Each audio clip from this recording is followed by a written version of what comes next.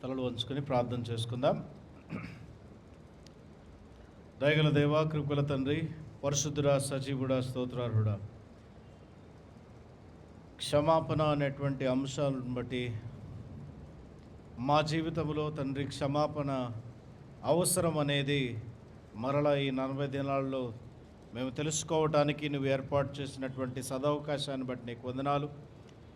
ఈ సాయంత్రపు వేళ నీ దాసుడినైనా నేను మాట్లాడుతుండగా సులువు చాటున నన్ను మరుగుపరచండి. మాకు మా అందరికీ నీ స్వరము మాత్రమే వినిపించండి నాయన. నీ స్వరము వినగలిగేటువంటి భాగ్యం మాకు అనుగ్రహించి నీ ఆత్మ నడిపింపు మాకు దయచేసి ఈ దినము ప్రభువా మేము ధ్యానించేటువంటి అంశము తండ్రి మా హృదయ లోతుల్లో నుంచి తండ్రి నిజమైన క్షమాపణ రాగలుగునట్లు తండ్రి అది పురుకొల్పులాగున సహాయము చేయమని ఈ వాక్యము మా హృదయ అంతరంగంలోనికి చొచ్చుకొని పోయి మాలో నాయన క్రీస్తు బిడ్డల వలె జీవించేటువంటి ఒక మాదిరిని కలిగించలాగున సహాయం చేయమని నీ ఆత్మకార్యమును జరిగించమని మీ చేతులకే మమ్మల్ని మేము అప్పచెప్పుకుంటూ యేసునామన ప్రార్థన మికిలి వినయంతో అడిగి పెడుకుంటున్నాం తండ్రి, ఆమేన్. చాలా చాలా చాలా శ్రేష్టమైన అంశం మనం మాట్లాడుకుంటున్నాం. దావీదు సౌలును క్షమించగలగటం. దావీదు సౌలును క్షమించగలగటం. దావీదు సౌలును క్షమించగలగటం అనేటువంటి అంశాన్ని తీసుకుని మాట్లాడినప్పుడు బైబిల్ 4-5 సార్లు నవిలి ఊసేసిన వాళ్ళు కానీ, బైబిల్ గ్రంథంలో అసలు దావీదు స్టోరీ మొట్టమొదటిసారి చదివిన వాళ్ళు కానీ ఈ అంశం దాటి వెళ్ళని వారు ఎవ్వరు ఉండరు. బైబిల్ గ్రంథం మొత్తంలోనే ద మోస్ట్ డ్రమాటిక్ సీన్ లాగా కనపడతా ఉంటుంది దావీదు ఉదంతం అంతా. మనకి ఈ నాటకీయ పరిణామంలో జరిగేటువంటి దావీదు జీవితంలో మనం చూసినప్పుడు దావీదు సౌలును క్షమించాడు. అది చిన్న మాట కాదు. అది ఎందుకు చిన్న మాట కాదో చూద్దాం. ఈరోజు మనం మాట్లాడేటువంటి అంశంలో 3 విషయాలు నేను మీతో పంచుకోవాలని ఆశపడుతున్నాను. ఒకటి, ప్రతీకారానికి అవకాశం ఉన్నా కూడా క్షమించగలగటం. Even though they are having an opportunity of vengeance, ఆ వెంజెన్స్ని తీర్చుకోలేకపోవడం అంటే ప్రతీకారం కోసం పరుగెత్తని యొక్క హృదయం.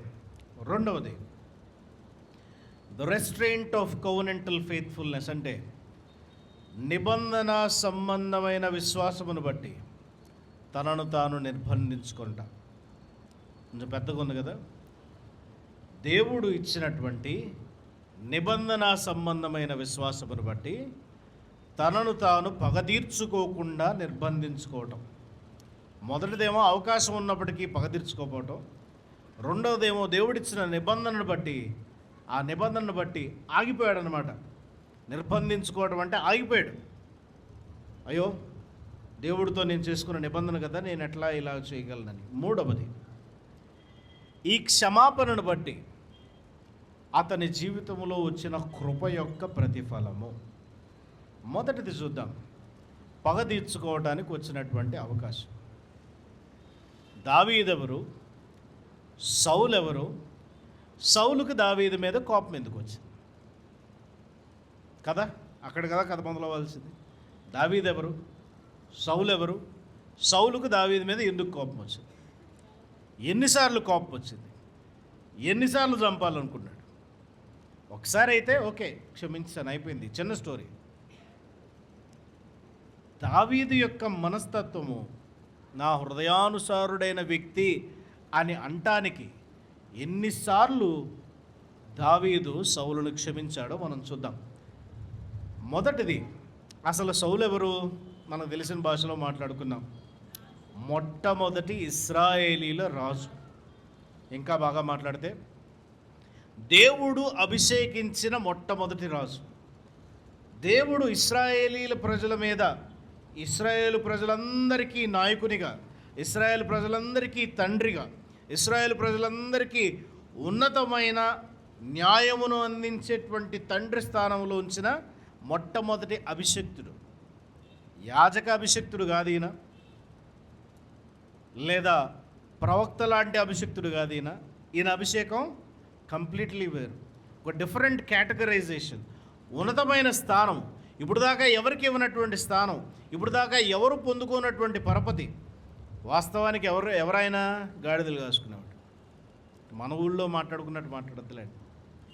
అది ఉన్నతమైన ఉద్యోగం అప్పుడు, లేదా ఉన్నతమైన వ్యాపారం అప్పుడు. ఆ స్థాయిలో ఉన్నటువంటి వాడిని తీసుకొచ్చి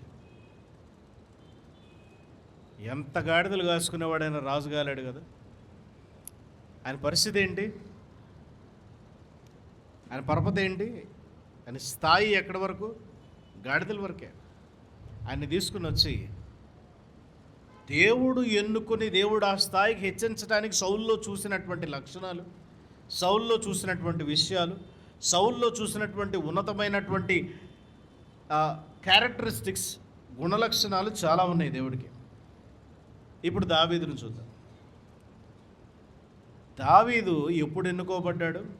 సౌలు చనిపోయాక, సౌలు దాటిపోయాక, సౌలు బ్రతుకుండగానే, సౌలు రాజరికం నడిపిస్తుండగానే, సౌలు రాజుగా ఉండగానే దేవుడు సౌలును కాదనుకొని, సౌలును వద్దనుకొని, సౌలును దాటింపజేసి దావీదుని ఎన్నుకున్నాడు. ఎప్పుడైతే అది మొదలైందో అప్పుడే దావీదు మీద విషపు చూపు మొదలైంది. మాట మనకు బైబిల్లో కనపడతా ఉంటుంది. ఈ విషపు చూపు మొదలవటానికి కారణము సమూయేలు మొదటి గ్రంథము 18వ అధ్యాయము 7వ వచనంలో చూద్దాం. దావీదు సౌలు చాలా నిష్ప్రయోజకంగా ఎదురుగా ఫిలిస్తీయుల సైన్యమును పెట్టుకుని, వాళ్ళు ఈయనతో చేసేటువంటి ఛాలెంజ్లు, మేము ఒకరిని పంపుతాం, నీకు ధైర్యం ఉంటే అతను హతమార్చు అని అంటే, ఆయన యొక్క దేహదారుఢ్యం చూసి, ఆయన యొక్క పరిస్థితి చూసి వీళ్ళందరూ కూడా ఏమైపోయారు? నిర్వీర్యమైపోయారు, బలహీనులైపోయారు, మేము చేయలేని వాళ్ళం అయిపోయారు, హోప్లెస్ పీపుల్ అయిపోయారు. ఈ పరిస్థితి ఎలా ఉందనంటే, బైబిల్ బాగా చదివిన వాళ్ళు నాకు ఒక ఆన్సర్ చెప్పండి. సౌలు ఎత్తు గురించి బైబిల్లో ఒక మాట ఉంది. ఎంత ఎత్తు సౌలు? సూపర్ అక్క. అందరి భుజముల కంటే 1 ఫీట్ ఎక్కువ ఉన్నాడు. సరే మన భాషలో మాట్లాడుకుందాం. అందరికంటే కూడా 100 మందిలో చూసిన ఆయన తల కొంచెం ఎత్తుగా కనపడుతుంది, అంత ఎత్తు కదా. అంటే సౌలు ఆ దేశంలో ఉన్న వాళ్ళందరికంటే ఎత్తున్నవాడు, రాజు కాబట్టి సైన్యములోనూ అందరిలోనూ కూడా ఆయన ఎత్తుకు కనపడుతున్నాడు. అంత ఎత్తున్నవాడు గొలియాతు దగ్గరికి వెళ్తున్నాడా? వెళ్ళట్లా. సౌలు జనాల గురించి, లేదా సౌలు దగ్గర ఉన్నటువంటి బలాఢ్యుల గురించి బైబిల్లో రాయబడి ఉంది. ఈ బలాఢ్యులు ఎవరైనా వెళ్ళారా గొలియాతు దగ్గరికి? వెళ్ళడా. అక్కడ దేవుణ్ణి దూషిస్తూ, దేవుణ్ణి గురించి ఇష్టం వచ్చినటువంటి మాటలు మాట్లాడుతూ ఉంటే ఒకే ఒక్క వ్యక్తి రెస్పాండ్ అయ్యాడు. సాధారణంగా క్రైస్తవ్యంలో మనకు ఉన్నటువంటి దరిద్రమైన లక్షణం ఏంటంటే, మనకెందుకు కదా, మన ఇంట్లో మన పిల్లలు బాగుంటే చాలు, మన ఇంట్లో మన పరిస్థితులు బాగుంటే చాలు, మన ఆరోగ్యం, మన కుటుంబం, మన పరిస్థితి మందే. రెస్పాన్స్ ఎవడిస్తాడో వాడినే దేవుడు పట్టించుకుంటాడు. నమ్ముతారా? దావీదు రెస్పాండ్ అవుతున్నాడు. దేవుణ్ణి అంటే ఆయన తక్కువ అవుతాడా అని వీళ్ళందరూ సైలెంట్ అయిపోయారు కదా. నా దేవుణ్ణి అంటాడా? ఏమనన్నాడు? ఈ సున్నతి లేని ఫిలిస్తీయులకి అతనిని ఎన్నుకున్నాడు దేవుడు. ఆ ఎన్నుకున్న అతను తీసుకువెళ్ళి ఎన్ని రాళ్ళు ఎరుకున్నాడు? ఎన్ని రాళ్ళు వాడాడు? ఎన్ని మిగులు ఉన్నాయి? ఎందుకని? గొలియాతుకి ఎంతమంది సహోదరులు? గొలియాతుకి లేరా? చూడండి, తర్వాత బైబిల్లో చదవండి. 5 ఉన్నారు మొత్తం ఫిలిస్తీయులు సహోదరులు. 5లో ఒకడి కోసం రాయి తీసుకున్నారు, ఒకడిని వేసేసాడు. ఇంకెంతమంది ఉన్నారు? Is ready for everyone. దావీదు యొక్క లక్షణం మనం చూస్తూ ఉంటే, దావీదు గొలియాతు ఒక్కడి కోసమే రెడీగా లేడు. Is ready for every giant there. అక్కడ ఎదురుగా నుంచున్నటువంటి భయంకరమైన ప్రతి పరిస్థితికి సిద్ధంగా ఉన్నాడు. ఎందుకనంటే ఆయన నమ్ముకుని వచ్చింది గొప్ప దేవుడిని. అలాంటి వాడు ఎంతగా తనను తాను తగ్గించుకున్నాడంటే ఆయన తనను తాను తగ్గించుకున్నాడు. కానీ ప్రజలు అతని లక్షణమును చూసి 18:7లో ఆ స్త్రీలు గాన ప్రతిగానములు చేయించు వాయించుచు సౌలుకు 1000 కొలదియు దావీదుకు 10,000 కొలదియు శత్రువులను హతము చేసిరండి. ఆ మాటకు సౌలునకు ఇంపుగా ఉండనందున అతడు బహుకోపము తెచ్చుకొని, వారు దావీదునకు 10,000 కొలదని నాకు 1,000 కొలదని స్తుతులు పాడిరే, రాజ్యము తప్ప మరి ఏమీ అతడు తీసుకొనగలడు అని అనుకొనెను. కాబట్టి నాట నుండి సౌలు దావీదు మీద విషపు చూపు నిలిపెను. మరునాడు దేవుని యొద్ద నుండి దురాత్మ సౌలు మీదకి బలముగా వచ్చినందున అతడు ఇంట్లో ప్రవచించుచుండగా దావీదు మునపటిలాగున వీణ చేత పట్టుకొని వాయించెను. ఒకప్పుడు సౌలు చేతిలో ఒక ఈటె ఉండగా దావీదును పొడిచి గోడకు బిగించుకుని సౌలు ఆ ఈటెను విసిరెను. అయితే అది తగలకుండా ఎన్ని మార్లు తప్పించుకున్నాడు? 2 మార్లు తప్పించుకున్నాడు. అప్పటికే ఎన్నిసార్లు విసిరాడంట? ఫస్ట్ అటెంప్ట్లోనే మనకు కనపడుతుంది ఎన్నిసార్లు? 2 సార్లు. సమూయేలు మొదటి గ్రంథం 19వ అధ్యాయం 9-10 వచనాలు తీయండి. యెహోవా యొద్ద నుండి దురాత్మ సౌలు మీదకు వచ్చెను. సౌలు ఈట చేత పట్టుకొని ఎంట కూర్చుని ఉండెను. దావీదు సితారా వాయించుండగా సౌలు ఒకే దెబ్బతో దావీదును గోడకు పొడుచునను తాత్పర్యము కలిగి ఈట విసిరెను. దావీదు అతని ఎదుటి నుండి తప్పించుకున్నందున ఈట గోడకు నాటగా దావీదు ఆ రాత్రి యందు తప్పించుకొని, ఇది మళ్ళీనోసారి, ఇది ఇంకొక అటెంప్ట్. మళ్ళా చూద్దాం. అదే 19వ అధ్యాయము 18వ వచనములో నాయోతు అనేటువంటి రామాలో నాయోతు అనేటువంటి ప్రాంతంలో ప్రవక్తలు ఎదురుగా వస్తున్నారు. ఈ మాట చూస్తే చాలా ఆశ్చర్యం అనిపించింది నాకు కూడా ఈరోజు చదువుతున్నప్పుడు. ఎప్పుడు చదువుతాం కానీ ఒక కొత్త తాత్పర్యం మళ్ళీ దేవుడు కల్పిస్తాడు. దావీదును చంపడానికి బయలుదేరేటువంటి సౌలుకి ప్రవక్తలు ఎదురైనప్పుడు, ఆ ప్రవక్తలందరికీ నాయకుడైన సమూయేలు అక్కడ ఉన్నాడని తెలిసినప్పుడు దేవుని ఆత్మ సౌలు మీదకి వచ్చింది. ఇప్పుడు దాకా ఏముంది? యెహోవా వద్ద నుండి దురాత్మ ఒకటి బయలుదేరి సౌలు మీదకి వచ్చింది. ఇప్పుడు ఏ ఆత్మ వచ్చింది? దేవుని దగ్గర నుంచి ప్రవచించే ఆత్మ వచ్చింది. ఎందుకు వచ్చింది? ఈయన మంచి ప్రవక్త అవ్వాలని కాదు, ఈయన మంచి వ్యక్తిగా మారాలని కాదు, దావీదును పట్టుకోవటానికి తరుపుతున్నాడు కాబట్టి ఆపటానికి వచ్చినటువంటి మంచి ఆత్మ. అవునా కాదా? యాక్సెప్టెడ్. అక్కడ చూడండి, మీకు చాలా క్లియర్గా కనపడుతుంది. అతను పారిపోతుంటే అక్కడ నుంచి తరుముకుంటా జనాలందరినీ వేసుకుని దావీదును పట్టుకోవడానికి నాయోతు దగ్గరికి వస్తే, నాయోతు దగ్గర నుంచి దావీదు కనుక్కుని ముందే తప్పించుకుంటా ఉన్న సిట్యువేషన్లో కూడా దేవుడు తన ఆత్మను పంపించి సౌలును ఆపాడు. సౌలు ఆ రాత్రి అంతా ప్రవచించి దేహం మీద వస్త్రం లేనివాడే అక్కడే పడిపోయిన వాడుగా కనపడతా ఉన్నాడు. సరే, ఇది ఇంకొక విషయం. ఇంకోటి చూద్దాం. 20వ అధ్యాయం చూద్దాం. దావీదు వచ్చాడు యోనాతాను దగ్గరికి. అయ్యా, మీ నాన్నతో నాకేంటయ్యా బాధ? నేనేం చేశాను? ఇప్పుడు దాకా నేను చేసిన కష్టమేం లేదు. మీ నాన్న దగ్గర నేను లాక్కుందాం అనుకున్నది ఏం లేదు.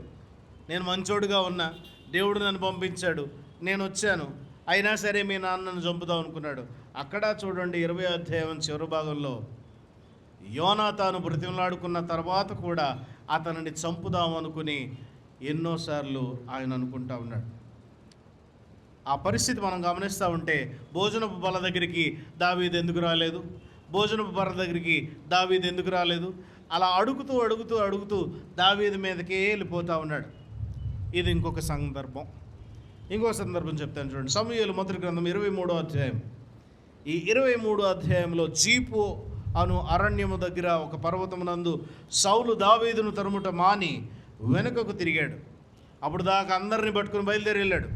2,000 మందిని పట్టుకుని బయలుదేరి వెళ్ళిన తర్వాత అక్కడే దావీదు దొరుకుతున్నాడు అనుకునే సమయానికి దేవుడు ఇక్కడ ఫిలిస్తీన్లను లేపాడు. ఫిలిస్తీన్లు వస్తున్నారని తెలిసేసరికి పట్టుకోవటానికి వెళ్ళినోడు భయమేసి రాజ్యంగా పట్టుకోవడానికి వెనక్కి వెళ్ళాడు. అంటే ఇక్కడ ఇంకొక సందర్భం, మళ్ళీ పట్టుకుందాం అనుకున్నాడు, దొరకకుండా ఇంకో సందర్భంలో మిస్ అయ్యాడు. సమూయేలు మొదటి గ్రంథం 24వ అధ్యాయము. ఈ 24వ అధ్యాయం అంతా చూస్తే సౌలు పైవస్త్రము తాను కోసెదని దావీదు మనస్సునొచ్చి, ఇతడు యెహోవా చేత అభిషేకము నొందినవాడు గనుక యెహోవా చేత అభిషిక్తుడైన నా ప్రభువునకు. ఇదిగోండి, ఈ సందర్భంలో మనం చూస్తే శంఖాని వృత్తికి వెళ్ళినప్పుడు, ఇది మనం చాలాసార్లు చెప్పుకున్నాం కూడా, సౌలు దొరికినా కూడా ఆయన ముట్టుకుని ఆ పై వస్త్రం మాత్రం కోసి, ఇదిగో this is what I can do, దేవుడు నిన్ను నా చేతికి అప్పచెప్పాడు, కానీ దీనికోసం కూడా నేను బాధపడుతున్నానని సాష్టాంగపడి క్షమించమని వేడుకుంటున్నాడు. 26వ అధ్యాయం ఈరోజు చదివేది. 26వ అధ్యాయంలో మనం గమనించినట్లయితే ఈ 26వ అధ్యాయంలో కూడా మరలా ఆయన దొరికాడు. ఈ మరలా ఆయన దొరికినప్పుడు ఒక విషయం జరుగుతూ ఉన్నది చూడండి. అభిషేక్ వచ్చి దావీదుతో అంటున్నాడు, ఇదిగో ఈ దినమున నీ శత్రువును దేవుడు నీకు అప్పగించను, కాబట్టి నిశ్చితమైతే ఈ ఈటతో ఒక్క పోటు పొడిచి నేను అతను భూమికి నాడు. నువ్వు చంపదయా, ఈట దొరికింది, పడుకున్న చోట ఈట ఉంది, ఆ ఈట తీసుకుని నేనే ఆయన చంపేస్తాను, నువ్వు అసలు నీ చేతులు కూడా రక్తాపరాధం నుంచి దూరం అవుతుంది అంటే ఆయన అంటున్న మాట చూడండి. రెండోసారి అంటున్నాడు, యెహోవా చేత అభిషేకము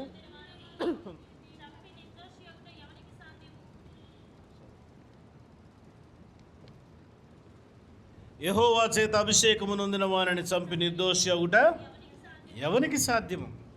యెహోవా జీవము తోడు, యెహోవాయే అతనిని మొత్తును, అతడు అపాయం వలన చచ్చును, లేదా యుద్ధమునకు పోయి నశించును. 12వ వచనం చూడండి. సౌలు తలగడ దగ్గర ఉన్న ఈటెను నీళ్లబుడ్డిని తీసుకుని వారిద్దరు వెళ్ళిపోయిరి. యెహోవా చేత వారందరికీ గాఢ నిద్ర కలుగగా వారిలో ఎవడును నిద్ర మేల్కొనలేదు. వారందరికీ గాఢ నిద్ర కలుగజేశాడు. ఇప్పుడు ఒక పెద్ద సంశయం, ఎవరు కలుగజేసింది గాఢ నిద్ర? ఎందుకు కలుగజేశాడు? దావీదు తెలియకూడదని అంటే అప్పచెప్పాడు దేవుడు, చెప్పలేదు. వీళ్ళందరూ చుట్టుపక్కల ఉన్న వాళ్ళందరూ ఏమంటున్నారంటే, ఇదిగో దీనికి కారణం దేవుడే, వాళ్ళకి నిద్ర ఇచ్చేశాడు, యు ఆర్ రెడీ, నువ్వు చంపేసేయి, ప్రతీకారం తీర్చుకో అని అంటున్నాడు. కానీ ఇక్కడ ఆయన అంటున్న చాలా చాలా మంచి మాట, ప్రతీకారం తీర్చుకునే పని నాది కాదు. ఎన్నిసార్లు చూసామండి మనం ఇప్పుడు దాకా? సౌలు దావీదును తరమటం మనం ఎన్నిసార్లు చూసాం? ఒక 8, 9 కీర్తనలు చూడండి. ఇప్పుడు ఆయన ఎన్ని కీర్తనలు రాశాడో చెప్తాను మీకు ఈరోజు. ఇంట్రెస్ట్ ఉన్న వాళ్ళు రాసుకోండి. 7వ కీర్తన చూడండి. 7వ కీర్తనలో కూషీయుడు అనేటువంటి ఒక వ్యక్తి గురించి మాట్లాడుతున్నాడు. ఈ కూషీయుడైన బెన్యామీనుడు సౌలు. 59వ కీర్తన చూడండి.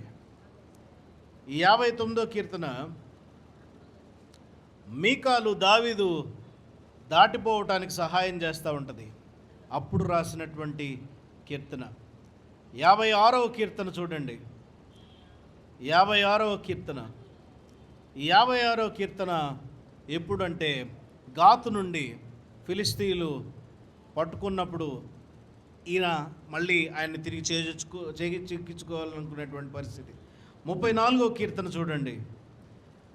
ఈ 34వ కీర్తన ఆకీషు దగ్గర దావీదు వెర్రివాళ్ళలాగా నటిస్తున్నాడు. దేవుడు పట్టించినటువంటి పరిస్థితిలో నుంచి బయటికి వచ్చేటువంటి స్థితి. 52వ కీర్తన చూడండి. దోయేగ్ అనేటువంటి ఎదోమీయుడు బయలుదేరాడు చంపటానికి. 55 మంది నోబు ప్రాంతంలో ఉన్నటువంటి ప్రవక్తలను, యాజకులను చంపివేశాడు. ఆ సందర్భంలో దావీదు తప్పించుకున్నది. 63వ కీర్తన చూడండి. యూదా అరణ్యంలో పారిపోతున్నటువంటి పరిస్థితి. ఇక్కడ ఇది సమూయేలు మొదటి గ్రంథము 22వ అధ్యాయం 5వ వచనంలో ఉన్న సందర్భాన్ని సూచిస్తూ ఉంది. 54వ కీర్తన చూడండి. ఇందాక మనం చెప్పుకున్నటువంటి పరిస్థితి. ఆ 2000 మందిని తీసుకుని ఎప్పుడైతే జీఫీలు వచ్చారో ఆ సందర్భంలోనిది. 18వ కీర్తన చూడండి. 18వ కీర్తన చూడండి. ఈ 18వ కీర్తన సమూయేలు మొదటి గ్రంథం 23వ అధ్యాయము మనం ఇందాక చెప్పుకున్నటువంటి సందర్భంలోనిది. 57వ కీర్తన చూడండి. ఎప్పుడైతే ఈ గుహ నుంచి పారిపోయాడో, పారిపోయిన తర్వాత కూడా తరిమాడా, ఆ తరిమినటువంటి సందర్భంలోనిది. 142వ కీర్తన చూడండి. ఈ 142వ కీర్తన ఎన్గేది అనేటువంటి ప్రాంతంలో జరిగినటువంటి సందర్భం. ఇక్కడ మనకి ఎన్ని కనపడుతున్నాయి కీర్తనలు? 10 కీర్తనలు. మనకి పుస్తకంలో ఎన్ని సందర్భాలు కనపడినాయి? 8 సందర్భాలు. కళ్ళకు కనపడినటువంటి సందర్భాలు ఎన్ని? దావీదును సమూయేలు అభిషేకించాడు. అవునా? దావీదును సమూయేలు అభిషేకించాడు. సౌలు తర్వాత రాజు నువ్వే అవుతావని చెప్పాడు. దావీదు దగ్గర ఆల్రెడీ ఒక స్టాండ్ పాయింట్ అడ్వైజ్ ఉంది. తర్వాత రాజు నువ్వే. దేవుడి దగ్గర నుంచి వచ్చిన మాట ఇది. ఈ మాట నిరర్ధకం కాదు, ఏం పర్లా. ఇందాక మనం చూస్తున్నాం, సేవకులు వచ్చి ఏం చెప్పారు? ఇది దేవుడి వల్ల జరిగిన కార్యం, సౌలు నీ చేతిలో ఉన్నాడు, చంపే. ఎన్నిసార్లు దొరికాడు సౌలు? అట్లాగా లెక్కలేనన్నిసార్లు సౌలు దొరుకుతున్నాడు. లెక్కలేనన్నిసార్లు దావీదు పారిపోతున్నాడు. ఇప్పుడు చెప్పండి, పిరికివాడు కదా దావీదు? పిరికివాడు కదా దావీదు? పారిపోయేవాడు ఎప్పుడు పిరికివాడు కాదు. ప్రతిసారి రియాలిటీ నుంచి పారిపోయేవాడు పిరికివాడు. ఈయన దేని నుంచి పారిపోతున్నాడు? దేవుని చిత్తము తెలుసుకొని ఆ పరిస్థితిలో దేవుడు అతన్ని పరీక్షించినప్పుడు ఆ పరీక్షలో ఫెయిల్ అయిపోకుండా పారిపోతున్నాడు ఆయన. యోసేపు పారిపోయాడా? యోసేపు పిరికివారని పారిపోయాడా? యోసేపు ఆశీర్వదించబడ్డా? అదే రీతిగా దావీదు కూడా ఇక్కడ పారిపోతూ ఉన్నాడు. దావీదు రాజు అవ్వటానికి వెళ్ళాల్సినటువంటి 1000 అడుగులు ముందులో వెనకాల మొట్టమొదటి అడుగు ఇక్కడే పడింది. ఆ మంచి అడుగు ఎక్కడ పడుతుంది అంటే క్షమాపణలో పడతాం. కాబట్టి నీతిమంతుడు ఎప్పుడూ కూడా పడతానే ఉంటాడు. కానీ నీతిమంతుడు 7 మార్లు ఎన్ని మార్లు పడినా దేవుడు అతనిని లేపుతాడు. అంత మాత్రమే కాదు, నాయకుడు ఎవడైనా సరే ఉన్నతమైన స్థాయిలో వెళ్ళాలంటే నాయకత్వపు లక్షణాలు ఉన్నవాడిని, దేవుడు నాయకుడిగా లేపినటువంటి వాడిని, అతనిని తీసుకువెళ్ళేటువంటి మార్గం అంతా ఎంత భయంకరంగా ఉంటుందంటే క్షమాపణ రానిటువంటి చాలా పరిస్థితులు తరుముతూ ఉంటాయి. దావీదుని చంపాల్సిన అవసరం ఏంటి? దావీదు చేసినటువంటి తప్పిదం ఏంటి? దావీదు చేసినటువంటి అపరాధం ఏమిటి? దావీదు చేసినటువంటి రాజద్రోహం ఏమిటి? దావీదు చేసినటువంటి దైవద్రోహం ఏమిటి? బెత్షెబా గురించి ఎత్తద్దు ఇక్కడ ఈ విషయంలో. వీటన్నిటిలో కూడా ఎక్కడా దావీదు తప్పిదం లేకుండా ఇన్ని మార్లు తరుముతూ, ఇన్ని మార్లు 1000 మందిని వెనకాల వేసుకుంటూ వెళ్తూ, ఇన్ని మార్లు ఇంతమందిని తీసుకుని వెళ్ళి చంపటానికి వచ్చినప్పుడు దావీదు మాట్లాడేటువంటి మాటలు చూస్తే మన హృదయం ద్రవించిపోతూ ఉంటుంది. ఏమన్నాడు? మిన్నల్లి వంటి వాడను, పురుగు వంటి వాడను, చచ్చిన కుక్క వంటి వాడను, నన్ను జ్ఞాపకం చేసుకోవడానికి నేనే పాటి వాడను. ఈ మాటలన్నీ అంటూ తనను తాను తగ్గించుకుంటూ, అయ్యా అసలు నువ్వు నా యజమానివయ్యా, నువ్వు నా తండ్రివయ్యా, నువ్వు నా రాజువయ్యా, నీ మీద చేయెత్తానని ఎవడో చెప్తే నువ్వు ఎట్లా నమ్మావయ్యా?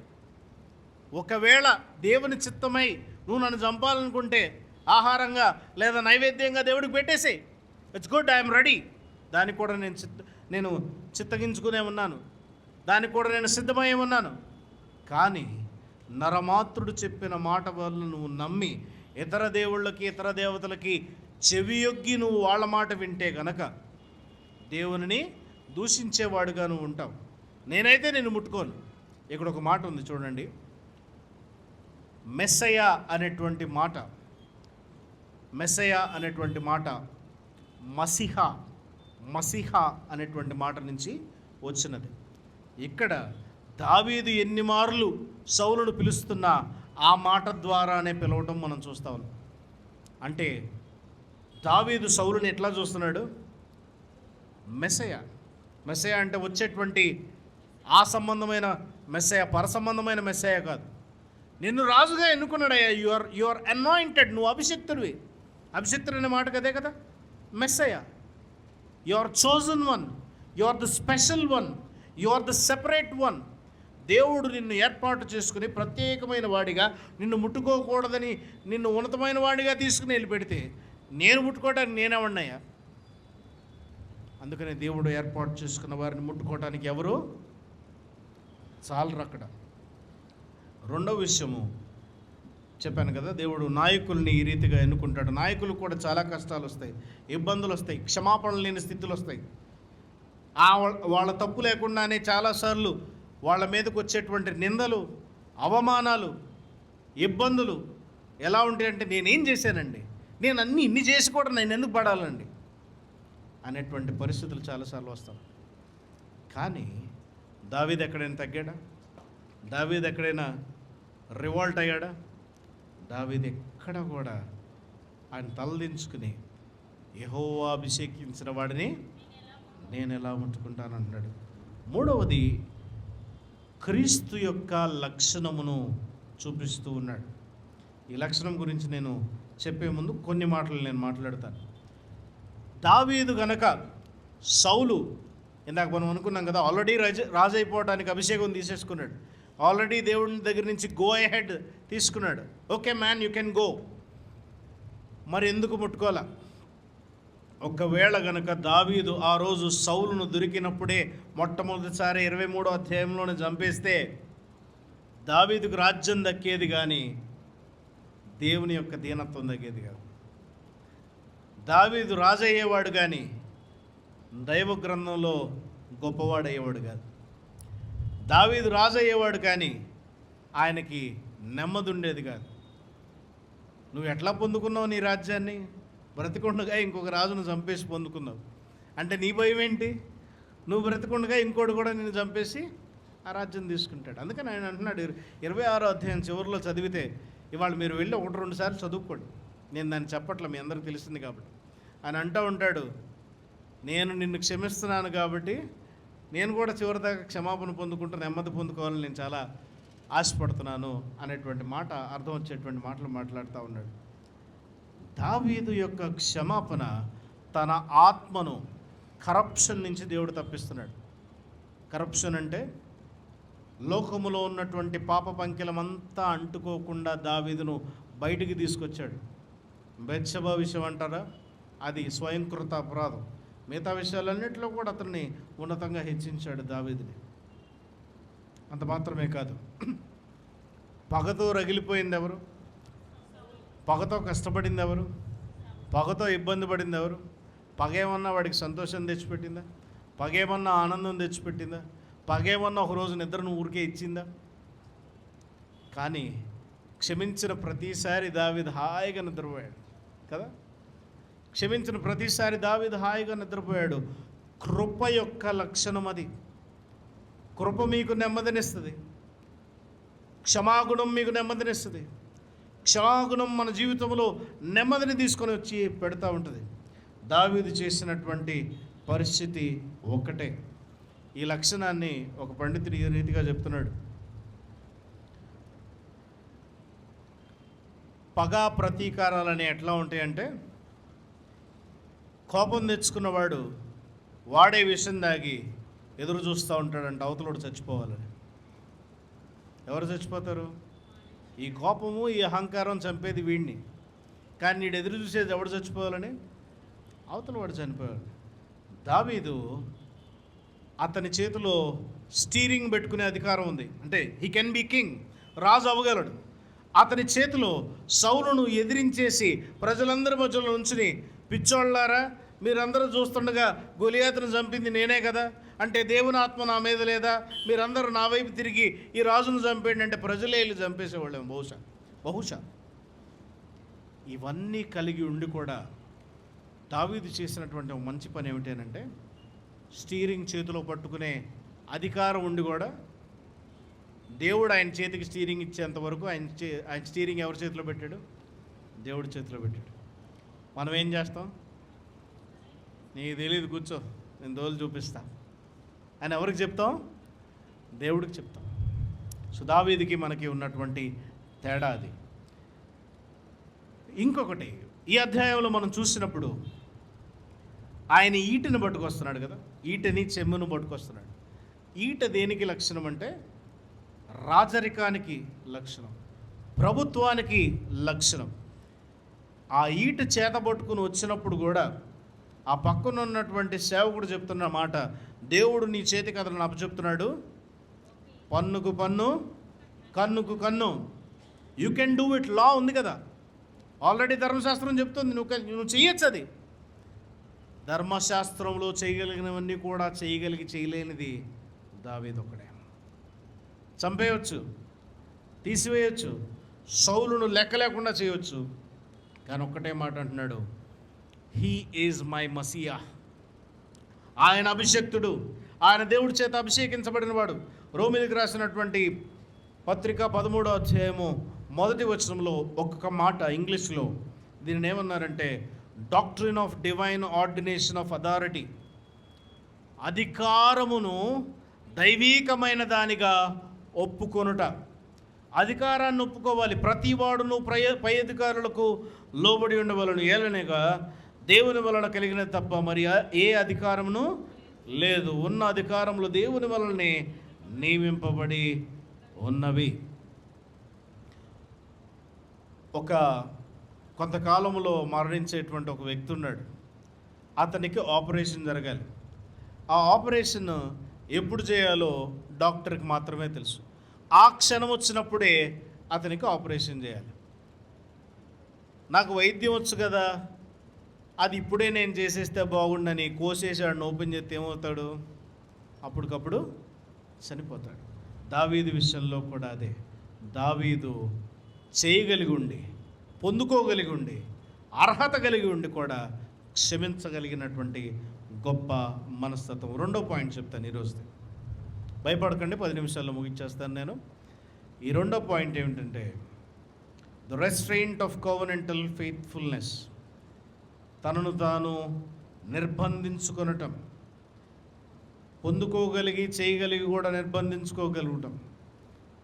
ఇక్కడ చూడండి ఈ మాట చివరిలో సౌలు బాధపడతా ఉన్నాడు. 17 నుంచి 21 వచనాల వరకు. అందుకు సౌలు, నేను పాపం చేసి తిని ఈ దినము నా ప్రాణము నీ దృష్టికి ప్రియముగా ఉండిన దానిని బట్టి నేను నీకిక కీడు చేయను. దావీదా, నాయన నా యొద్దకు తిరిగి రమ్ము, వెర్రివాడనై నేను బహు తప్పు చేసి తిని అంటున్నాడు. నిజమా అది? దీని తర్వాత కూడా సారు చాలాసార్లు దండయాత్రలు చేస్తూనే ఉన్నాడు. అంటే మాట మీద నిలకడం లేదు, నిజమైన క్షమాపణ కాదు, నిజమైన పరివర్తన కాదు, నిజమైన మారు మనస్సు కాదు అది. ఈ మారు మనస్సులన్నీ ఎట్లా వస్తాయి అంటే ప్రార్థన చేసుకుందాం, తలలు ముంచుకుందాం, దేవుడు ఇప్పుడు నేను క్షమిస్తున్నాడు అనగానే అందరూ కూర్చుని ఆ ఉధృతిలో, ఆ ఊపులో మనస్సు మారిందనేటువంటి నెమ్మది కలిగి ఇంటికి వెళ్తారు. ఇంటికి వెళ్ళగానే చాలా వస్తువులు పిలుస్తూ ఉంటాయి మనల్ని, ఆటికి నో చెప్పలేం.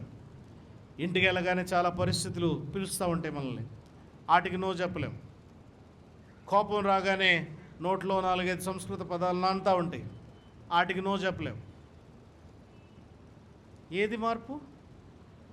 అయిపోయి గుడిలో చేసినటువంటి 4 నిమిషాల ప్రార్థనలో ఆ ఊపులో కొన్ని చోట్ల ప్రార్థన చేస్తూ ఉంటే వెనకాల మ్యూజిక్ వస్తూ ఉంటుంది, ప్రార్థన చేస్తూ ఉంటే డ్రమ్ములు వస్తూ ఉంటాయి, వెనకాల లైట్లు వస్తూ ఉంటాయి.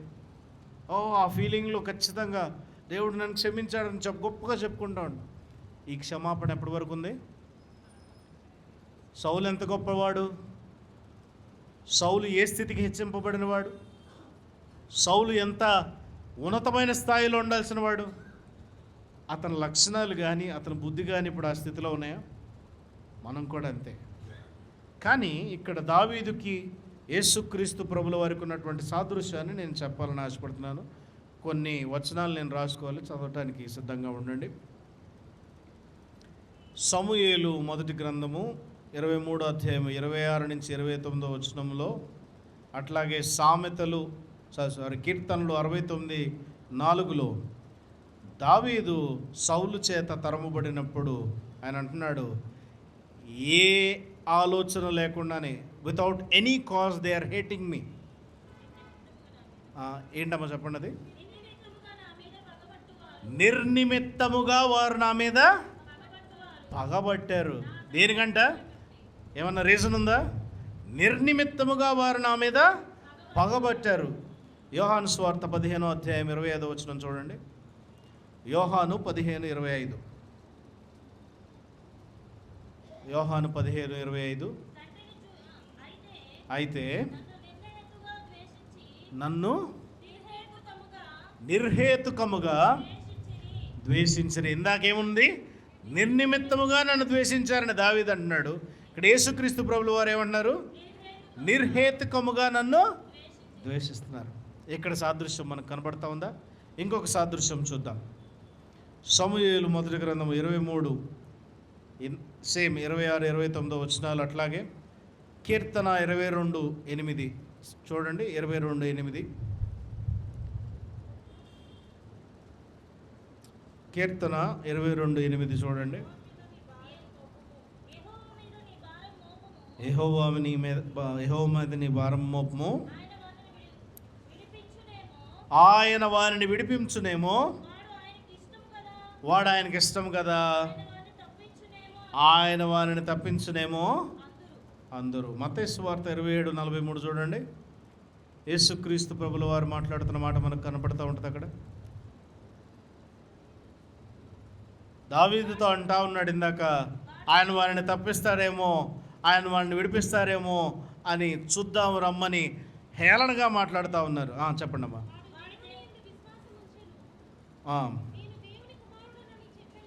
నేను దేవుని కుమారుడని యేసుక్రీస్తు చెప్పాడు కాబట్టి ఆయనకి ఇష్టడైతే ఆయన ఇప్పుడు అన్నీ సిలువ మీద నుంచి తప్పించునని చెప్పాడు. ఇక్కడ ఇంకొక సాదృశ్యం చూసాం. చివరి సాదృశ్యం చెప్తాను చూడండి.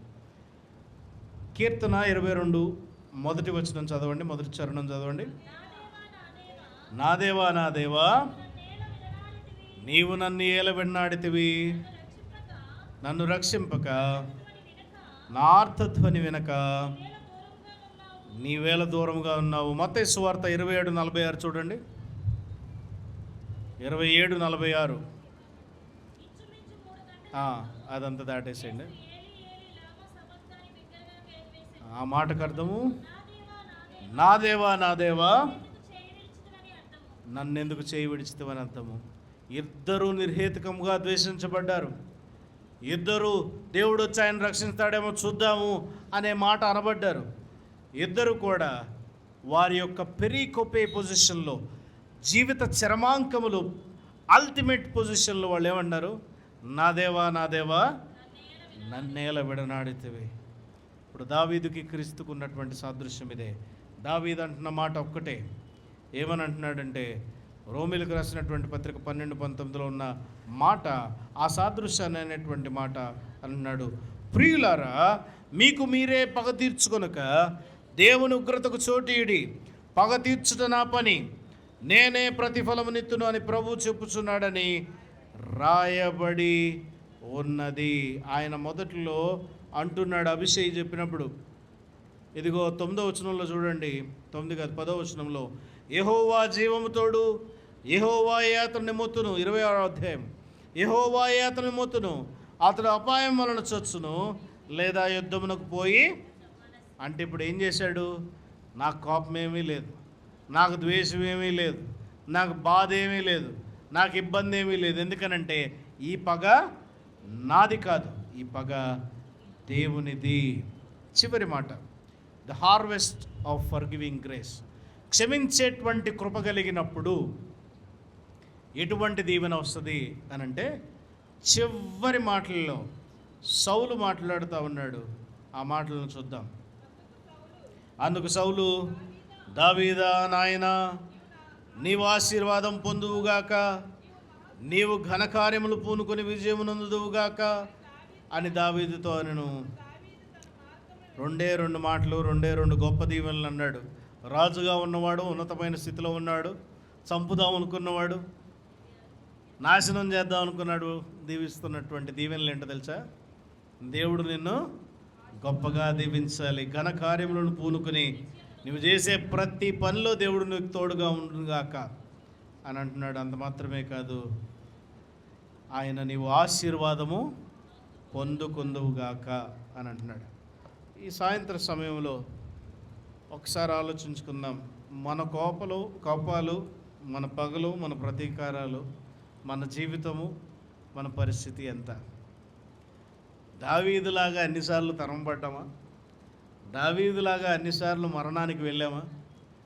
దావీదులాగా అన్నిసార్లు అంటే రాజుగా దేవుడు అభిషేకించిన స్థానంలో ఉండి కూడా సహించుకున్నామా? ఉన్నతమైన పరిస్థితిలో ఉండి కూడా సహించుకునే వారంగా ఉన్నామా? ఉన్నతమైన స్థాయిలో ఉండి కూడా పర్లేదు నేనే తగ్గుతానని తగ్గే స్థితిలో ఉన్నామా? ఒకవేళ ఈ లక్షణాలు మనలో లేకపోతే, నాలో అయితే లేదు, నేను దేవుడిని అడగాల్సినవి ఉన్నాయి, నన్ను నేను సరి చేసుకోవాల్సినవి ఉన్నాయి, మీలో ఉందో లేదో మీరు పరీక్షించుకొని దేవుణ్ణి అడుగుదాం. తలలు వంచుకొని ప్రార్థన చేద్దాం. విని వెళ్ళిపోవటం వల్ల ఎటువంటి లాభం లేదు. ఈ వాక్యం మన జీవితంలో పనిచేయకపోతే విని వెళ్ళిపోవటం వలన ఎటువంటి లాభము కూడా లేదు. ఊరికనే టీవీ ఆన్ చేసి మనం విని గోడలకిను కుర్చీలకి పెట్టే వాక్యంలాగే ఉంటుంది ఇది కూడా. దయగల దేవా, కృపగల తండ్రి, పరిశుద్ధుడా, సజీవుడా, నీ వాక్యము మీరు మాతో మాట్లాడినందుకు నీకు వందనాలు. నీ కార్యం మా జీవితాల్లో జరిగించండి. నీ చిత్తము ప్రభువా. నీవు ఆకర్షించుకున్నదే మేమెవరూ మీ దగ్గరికి రాము. నీవు ఆకర్షించుకున్నదే మేమెవరూ నీ దగ్గరికి రాలేము ప్రభువా. నీ చిత్త ప్రకారము మేము జీవించగలిగినట్లు, నీ చిత్తానుసారమైన బిడ్డలుగా ప్రభువా మేము బ్రతకగలిగినట్లు, నీ కోరికను నెరవేర్చే బిడ్డలుగా ప్రభువా మేము బ్రతకగలిగినట్లు నీ సహాయం అనుగ్రహించమని,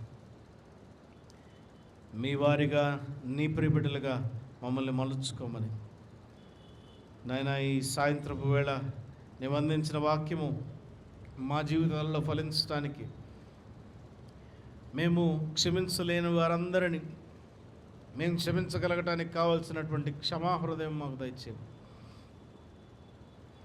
మీ చేతికి మమ్మల్ని అప్పచెప్పుకుంటూ మీరే మాకు తోడుగోండి, మమ్మల్ని బలపరచుమని రాత్రి వేళ మీ చేతికి మమ్మల్ని అప్పచెప్పుకున్నాం. సంఘంలో ఉన్న ప్రతి కుటుంబాన్ని, ప్రతి వ్యక్తిని పేరు పేరున ఆశీర్వదించండి. ఈరోజు సజీవుల లెక్కల్లో మమ్మల్ని అందరినీ ఉంచినందుకు నీ స్తోత్రములు తెలియజేసుకుంటున్నాం. ఈ 40 దినాల కాలంలో ప్రభువా ఉన్నతమైన మార్పును మేము చూడగలిగినట్లు సహాయం అనుగ్రహించు. క్షమాపణ లేని వారందరికీ క్షమాపణ దయచేయండి. క్షమాపణ పొందుకోవడానికి నీ తట్టు తిరిగే వారందరికీ ప్రభువా నీ స్వరం వినిపింపజేయండి. మొదట మా పట్ల తప్పిదము చేసిన వారందరినీ క్షమించడానికి కావలసినటువంటి ఉన్నతమైన మనస్సు మాకు దయచేయండి. క్షమించే క్షమాగుణం మా హృదయాల్లో పెట్టండి. రాతి హృదయాలను తీసివేయండి. మాంసపు హృదయాలను దయచేయండి. మీ చేతులకే మమ్మల్ని అప్పచెప్పుకుంటూ ప్రభు ఇక్కడున్న ప్రతి బిడ్డను, ప్రతి వ్యక్తిని పేరు పేరున ఆశీర్వదించి నీ కృపా కనికర సహాయాలు, నీ దీవెన మాకు నిరంతరం అనుగ్రహించమని మీ చేతులకే మమ్మల్ని అప్పచెప్పుకుంటూ మా ప్రభువును పరిరక్షకుడైన యేసుక్రీస్తు నామమున ఈ ప్రార్థన మిక్కిలి వినయంతో అడిగి వేడి పొందుకుంటున్నాము తండ్రి. పరలోకమందున మా తండ్రి.